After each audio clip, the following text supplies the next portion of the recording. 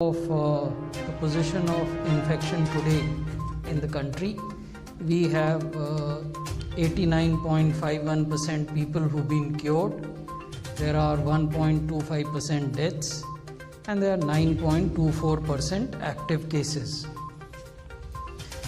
If we look at the new cases, you will find that the previous highest surge has already been crossed and the trend is going upward. So that is a cause for worry, and that is something that we continuously share with the states and UTs and try to help them in tackling the pandemic in a more effective manner.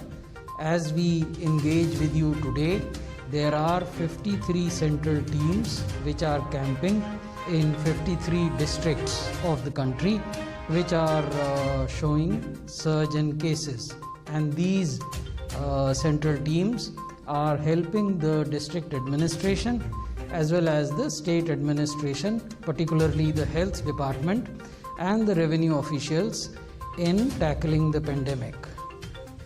If we look at daily deaths, they also are showing an increasing trend. However, the previous surge highest was 1,114. Presently, we have reported 879 deaths. So these are the states of concern, and you will see week on week how average daily cases are going up, how the test per million is behaving in that state, and what the daily RT-PCR share and what is the weekly positivity rate. In case of Maharashtra, you will find that the average daily cases week on week have grown significantly and have reached a level of 57,000 plus. The test per million are also growing, not keeping pace with the growth of average daily cases. And if we look at the share of RT-PCR tests, that's progressively coming down.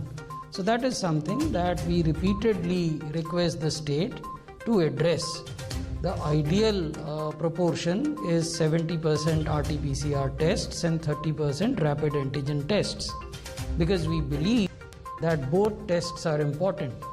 Rapid antigen tests have their value, particularly as a screening test in areas which are densely populated and in those areas which are showing a recent cluster of new cases.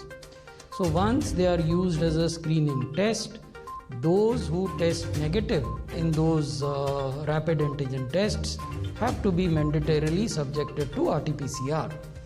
The weekly positivity rate, you will see, is very high, 24.66%, and this is when the RT-PCR are relatively low. So we have reason to believe that if RT-PCR tests proportion goes up, then the positivity may show a corresponding increase. And this is not something which is specific to Maharashtra. This is something to all such states where RT-PCR percentages are low. So this is Chhattisgarh. You will see that in the mid-February, they were reporting hardly 200 cases. But today, it is 11,504 cases. So that's the average, how it has changed. The average test million have increased but have not kept pace with the change in cases. And the average daily RT-PCR share is roughly 28 to 30%. So this is again an instance where a ramping up of RT-PCR abilities or test capacities is needed. We have through ICMR offered to the states that they could, if they so desire, make use of mobile testing labs. These technologies have been perfected, developed within the country, and there are multiple private players who are offering such mobile tests at a very cost-effective rates.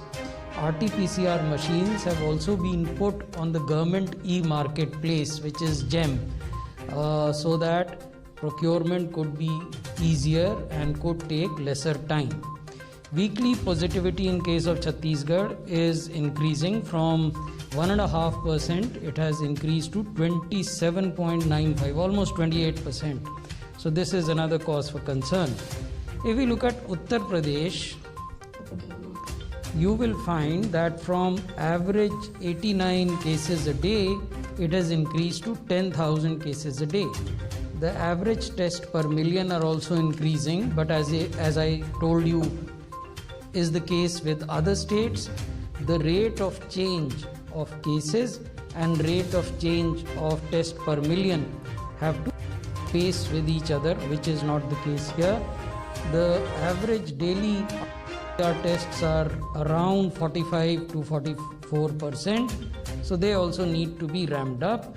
The weekly positivity is below 5, 4.84, but it is showing a rising trend.